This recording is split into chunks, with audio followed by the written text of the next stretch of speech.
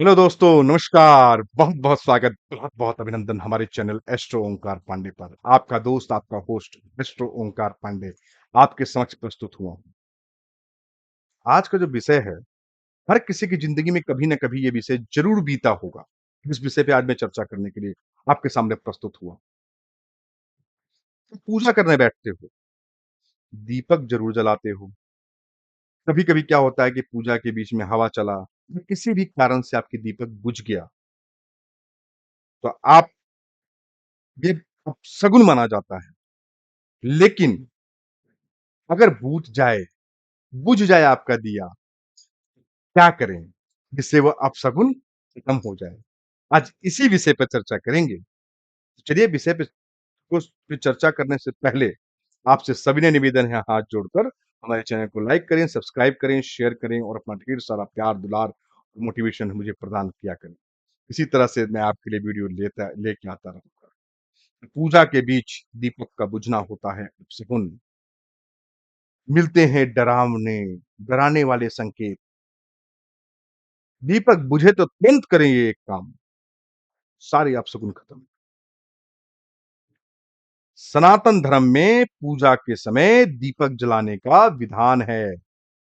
ऐसा ना करने से पूजा अधूरी मानी जाती है और भक्त को पूर्ण फल प्राप्त नहीं होता है। दीपक प्रकाश, ज्ञान और सकारात्मकता का प्रतीक भी माना जाता है। धार्मिक मान्यताओं के अनुसार पूजा के समय दीपक जलाने से आर्थिक लाभ और मानसिक शांति मिलती है। साथ ही नकारात्मक ऊर्जा का नाश होता है। पूजा के समय दीपक का बुझ जाना अक्सर चिंता का विषय बन जाता है। शास्त्रों और धार्मिक मान्यताओं के अनुसार दीपक के बुझने को अपशगुन माना जाता है।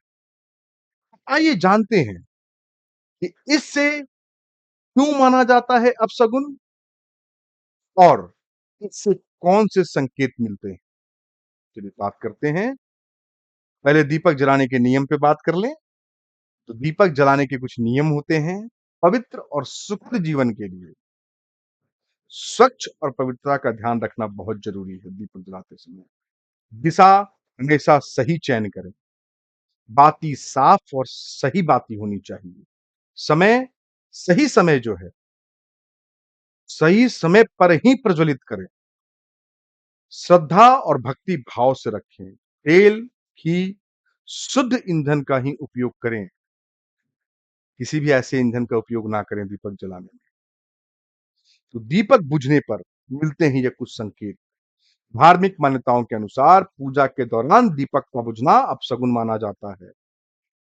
इससे काम में बाधाएं आ सकती हैं। इसके अलावा यह भी माना जाता है कि पूजा के दौरान आपका मन, आपका ध्यान भटक रहा है। इसीलिए कहा जाता है कि पूजा के दौरान मन का एकाग्र होना भी बेहद जरूरी है। पूजा के समय दीपक का शांत होना नकारात्मक ऊर्जा का या वास्तु दोष का संकेत माना जाता है। कई मान्यताओं के अनुसार दीपक के बुझने को पितरों की नाराजगी से भी जोड़कर देखा जाता है। ऐसा पूजा में कोई भूल चूक होने की वजह से होता है। दीपक का बुझना इस बात का भी संकेत देता है कि पूजा विधि या पूजा सामग्री में कोई कमी रह गई है। इसीलिए पूजा से पहले सामग्री को एकत्रित कर लें और पूजा के नियम के बारे में जरूर जान लें। तभी किसी भी अनुष्ठान या पूजा को करें। जब भी दीपक बुझ जाए, दीपक बुझने पर जरूर करेंगे एक उपाय। यदि पूजा के दौरान आपका दीपक बुझ गया है, तो ऐसे में परेशान नहीं होना है। क्षमा प्रार्थना करें। दीपक बुझने दीपक के बुझने पर अपने इष्ट देव से अनजाने में हुई भूल के लिए क्षमा मांग लें। इसके बाद उस दीपक को फिर से जलाएं। भगवान का ध्यान करें। इस दौरान इष्ट देव के मंत्र या फिर ओम नमः शिवाय मंत्र का सच्चे मन से एक माला का जाप जरूर जलाएं। कपूर दीपक के बुझने पर अगर आपके मन में कोई नकारात्मक विचार आ रहे हैं, तो ऐसे में मंदिर में कपूर जला दें। ऐसा माना जाता है कि कपूर की सुगंध से वातावरण में नकारात्मक ऊर्जा का नाश होता है और सकारात्मक ऊर्जा का आगमन होता है। तो दीपक बुझ जाए तो पहले अपने इष्ट देव से क्षमा प्रार्थना करें, अपने इष्ट देव के मंत्रों का जाप करें या फिर ओम नमः शिवाय का जाप करें। ये पहला उपाय।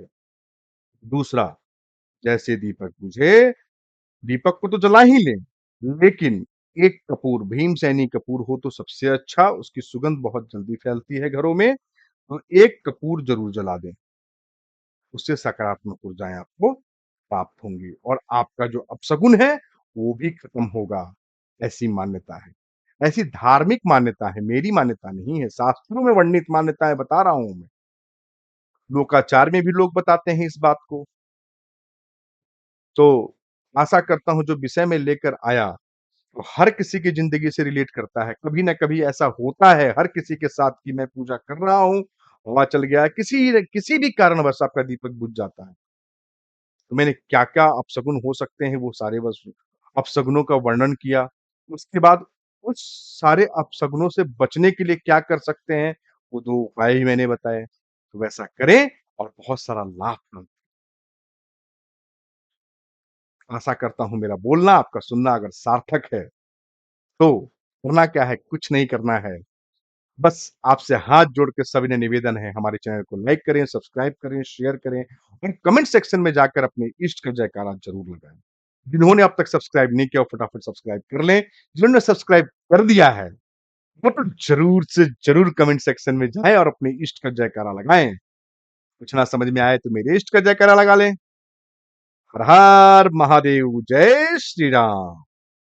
देखिए, जो विषय मैं लेकर आता हूँ ना, विषय आपको लाभप्रद विषय ही लेकर आता हूँ मैं, जिससे हर किसी के व्यक्तिगत जीवन में क्या लाभ हो सकता है और उससे आप कैसे बाहर आ सकते हैं, इन सारी चीज़ों को मैं लेकर आपके पास आता हूँ।